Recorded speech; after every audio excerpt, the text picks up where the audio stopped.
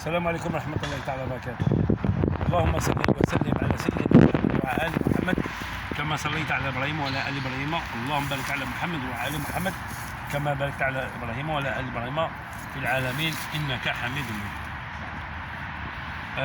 Salam alaikum à tout le monde, bonjour à tout le monde. Je vais parler d'un truc, d'un sujet qui est l'islam et le comportement du musulman.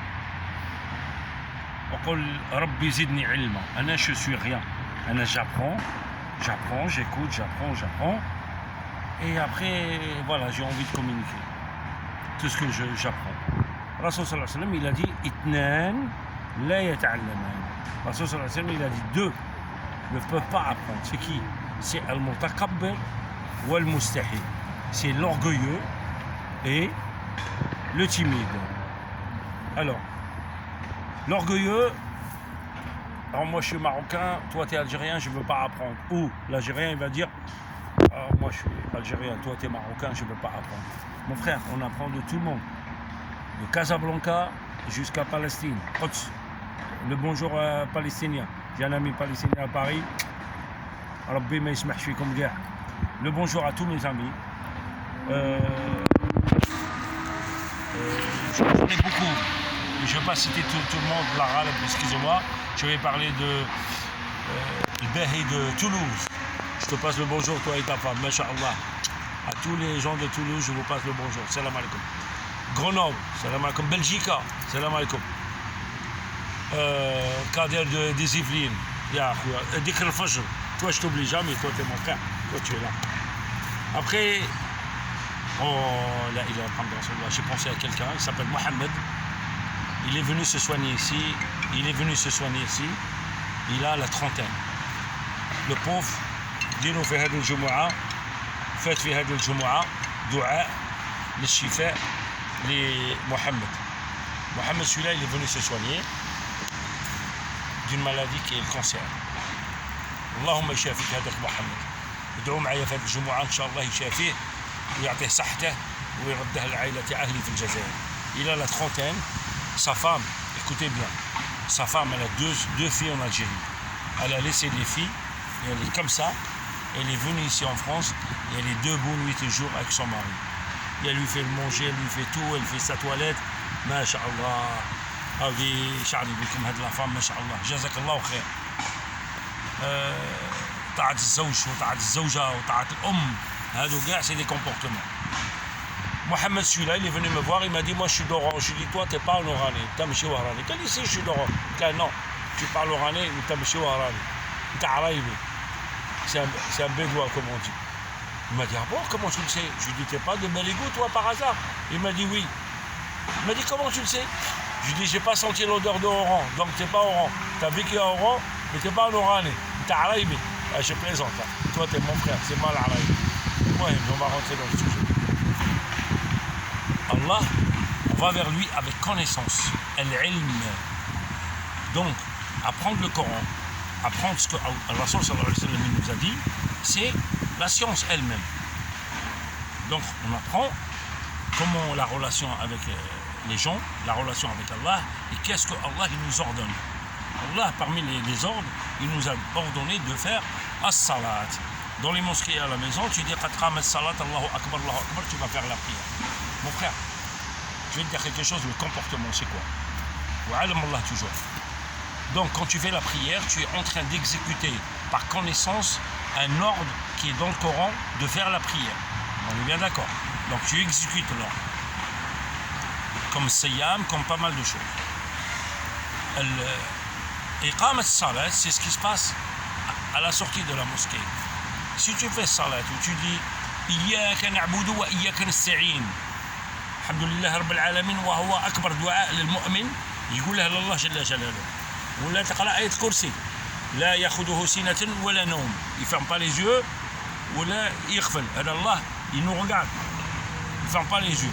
Toi qui sors de la mosquée, il faut que ton comportement à l'extérieur de la mosquée, il faut qu'il soit compatible avec le Coran et avec Sunna. Si tu sors de la mosquée pour critiquer les gens, mon frère, si tu sors de la mosquée pour voler sous prétexte à faim, si tu sors de la mosquée pour faire sha'wada, pour faire sihr, Tu vas dans les tombes de Oujda, Oran, Algérie, Maroc, Tunisie, partout ils font ça. Partout les musulmans ils sont en train de faire ça. Ils disent le sihr dans les tombes pour séparer les gens. Alors qu'il était à la mosquée, ou il n'était pas à la mosquée, ils font ça. Mon frère, je vais te raconter une histoire sur ça, écoute bien. Rasoul sallallahu alayhi wa sallam, harisun alaykum, tout le monde la connaît. Ça veut dire quoi en français? Ça veut dire il veille sur nous. Quand les tombes ils vont exploser et les âmes ils vont sortir, la première tombe qui va s'exploser, c'est Qabr al-Rasoul sallallahu alayhi wa sallam. Tubatir al-Qubur. Rasoul sallallahu alayhi wa sallam, quand il va sortir, il va être là-haut. Il nous attend. Après, toutes les tombes ils vont exploser. Et quand toutes les tombes ils vont exploser, on va sortir un peu perdu. On ne sait pas à quelle direction prendre. Mais le fait que Rasoul sallallahu alayhi wa sallam il est sorti avant nous, c'est notre chemin. On va vers lui. Mon frère, toi qui as fait shawada dans une tombe pour séparer le couple, faire du mal, pour que ta mère, je sais pas, ou pour que l'autre, je sais pas, pour quelle raison. Écoute bien, quand les tombes ils vont exploser, le livre que tu as enterré, et toi quand tu vas sortir, le livre il va monter avec toi, il va te rejoindre. Et tu vas partir avec Allah. Tu vas partir chez Allah avec ton livre, que tu as creusé, je sais pas où, dans quelle tombe. Là, ma femme, et le livre il va te rejoindre. Alors mon frère, tu peux creuser, tu peux enterrer ce que tu veux. Les livres ils vont te rejoindre. Les gens qui sont victimes de ça, sachez une chose. La yusibukum shay'an illa ma katabahu Allah. Allah qu'est-ce qu'il dit? ولو اجتمعت البشرية أن يأذونك بشيء فلن يصيبك شيئا إلا ما كتبه لك الله. وإن اجتمعت البشرية أن يعطونك شيئا فلن تأخذ شيئا إلا ما كتبه الله.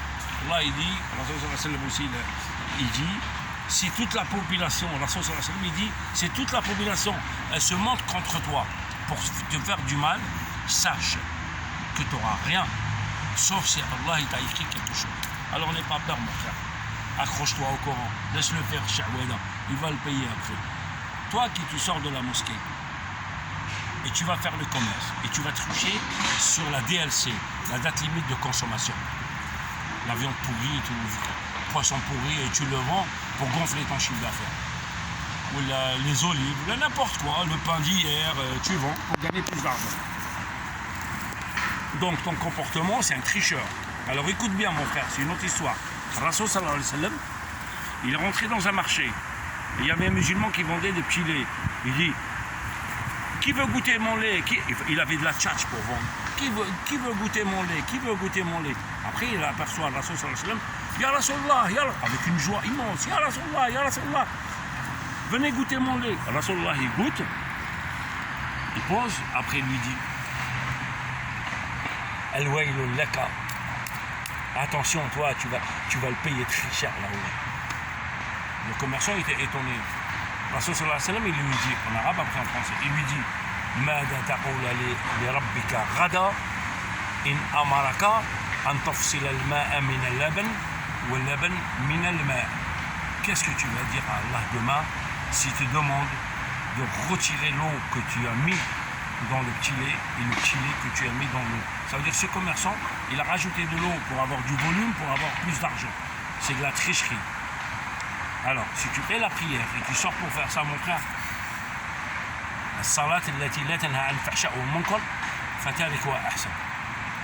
quelqu'un il vient critiquer dehors, ouais t'as vu celui-là, il faut pas l'écouter mon frère. Si tu l'écoutes, toi aussi tu vas payer. Celui-là qui a parlé va payer et toi tu l'as écouté, tu vas payer. Alors écoute cette histoire. Iblis, sa première femme, elle s'appelait Khuray'a. Il avait pas mal d'enfants avec elle. Il l'a torturée parce qu'elle n'était pas d'accord avec lui. Et il a délaissé sa femme. Après, s'est marié avec plusieurs femmes. Vous savez que Iblis, combien de femmes il a, je remercie tous les sages et les gens de Saoudia, Lubnan, Aïe Balad, les ulama, qui nous donnent les informations, ainsi que l'imam, les rampes, le masajid, Gaf al-Doul al-Arabi. Il a 70 000 enfants. Iblis, il a 70 000 enfants.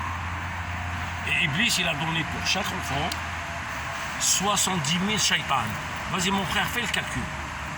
Tout ce peuple, ils sont derrière أمة محمد. Ils ne veulent pas nous lâcher. قال لك يأتيكم من شمالكم وبين أيديكم وخلفكم باش يضل. Ils viennent entre vos mains, sur votre droite, sur votre gauche, derrière vous, la population de Iblis, pour vous égarer du chemin droit. Et Allah, qu'est-ce qu'il répond à Iblis? Il lui dit, même comme ça, s'ils disent Astaghfirullah, je les pardonne. Donc Iblis, celui-là qui vient te critiquer sur un autre, tu sais ce que tu lui dis? Tu lui dis, dis-moi le nom de Iblis qui t'a raconté cette histoire pour que tu me la racontes. Dis-lui qui t'a envoyé vers moi pour me critiquer l'autre. Iblis ou son fils? Alors faites attention mon frère, celui qui parle et celui qui écoute. Celui qui parle et celui qui écoute, vous êtes en train de manger la viande de votre frère. Même si tu ne parles pas, t'écoutes, il vient te critiquer, tu lui dis salam alaikum. Toi qui habites dans un quartier, tu sors de la mosquée, tu dis même pas salam alaikum. Et tu rentres, tu sors, salam alaikum, personne ne te connaît. T'as peur de quoi? Tes voisins c'est des musulmans. Et même si c'est pas des musulmans, tu dis un petit bonjour. Tes voisins c'est des musulmans. Qu'est-ce que tu as à perdre? Tu dis tu dis salam alaikum mon frère. Tu n'es pas obligé de s'asseoir avec lui. Tu dis salam. Il y a des gens qui rentrent à la maison, ils disent même pas salam. Il sort de la mosquée, il dit même pas salam. Ou il te regarde sévèrement. L'islam, c'est le comportement. Toi qui sors de la mosquée, qui cours vers le tabac pour jouer au tiercé, et parce que tu as 100 € ici, et tu peux gagner 80 €, parce que tu crois que tiercé va te donner plus, tu vas prendre ce que Allah t'a donné. Tu vas gagner haram, et après tu vas tout perdre après. Parce que Allah t'a donné quelque chose, tu ne prendras pas plus. Rasul sallallahu alayhi wa sallam, qu'est-ce qu'il a dit? Wallahi thumma wallahi thumma wallahi, la yamutu ahadukum hatta ya'khudha rizqah. Il a dit, wallahi, wallahi, wallahi, personne de vous va mourir sans qu'il prend un rizq. Et il a dit en même temps, Rasul sallallahu alayhi wa sallam, si Ibn Adam, il se sauve de rizq, sache une chose, tu ne peux pas te sauver. Le rizq, il va t'atteindre et la mort, elle va t'atteindre. Le rizq, il va t'atteindre comme la mort, elle va t'atteindre. Comme tu es convaincu que tu vas mourir, sache une chose, que le rizq, tu vas l'avoir, mon frère. Donc, le tiercé avec salat, c'est incompatible. Tous ces comportements, il y en a beaucoup qui sont incompatibles avec salat. Mon frère, quand tu vas faire la prière et tu donnes un pacte à Allah, Jalla Jalla, comme quoi, nul est digne d'être adoré que Allah. Et je dis Muhammad Rasulullah. Et tu es en train de suivre le bon chemin. Et dehors, tu fais tout ça.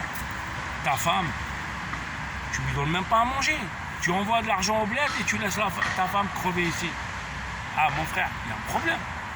Tu as des enfants, tu t'occupes même pas, mon gars. Donc tu donnes un petit peu. Bon, tu peux donner à ta mère, mais n'oublie pas tes responsabilités.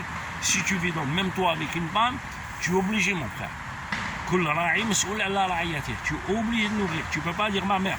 Ta mère, ok, mais aujourd'hui, tu étais marié, ou toi, la femme, tu étais marié, vous avez des devoirs et des obligations. Donc, tu ne peux pas faire la prière et négliger tous ces comportements. L'islam, c'est le comportement. Faire du bien, Allah subhanahu wa ta'ala, il y avait quelqu'un qui a fait du bien, il s'appelle Al-Luqman. Donc Luqman, c'est pas un nabi, c'est pas un prophète, mais tellement qu'il avait de la sagesse et du bien, et qu'il a conseillé son fils d'adorer qu'Allah et faire du bien, Allah il a mis ce Luqman dans le Coran. Subhanallah. Luqman, Luqman. La prochaine fois, je parlerai de lui. Masha'Allah. Donc, Allah aussi, il a dit, dans le Coran, toi qui fais la prière, Bismillahirrahmanirrahim, Wal asr innal insana lafi khusr, illa alladhina amanu, wa amilu salihat, wa tawasaw bil haqqi, wa tawasaw bis sabr. Donc, toi, tu fais la prière, et tu as fait cette ayah, Allah, il a juré sur l'asr. Les perdants, c'est ceux qui ne croient pas à Allah ou ils croient à Allah mais qui ne font pas du bien. Allah il a khal wa ya'maluna salihat. Salihat c'est le bien. Donc tu ne peux pas appliquer le savoir qui est l'islam et tes comportements ils sont incompatibles avec la religion. Si tu es le musulman, il est l'image de sa religion, de sa croyance, de son cœur, du Coran. Tu ne peux pas avoir le Coran Et toi, dehors, tu fais tout ça, tu vas voler, tu vas casser des appartements, tu vas voler la vieille dame, tu montes dans le métro, tu fais comme ça, tu prends 4 places. Je peux te citer énormément de cas. Mais mon frère, si tu n'as pas de comportement qui est collé à ce que tu crois et à ton pacte avec Allah, arrête la prière. Je connais quelqu'un qui s'appelle Kader, il habite dans les Yvelines. Je discutais avec lui. Alors, Kader, il fait la prière, il lâche, il fait la prière, il lâche, il fait la prière, il lâche. J'étais en train de discuter, je lui donnais un petit conseil. Je lui dis, tu sais, tu traînes, mais c'est pas grave. Allah, il t'attend. Allah, il voit que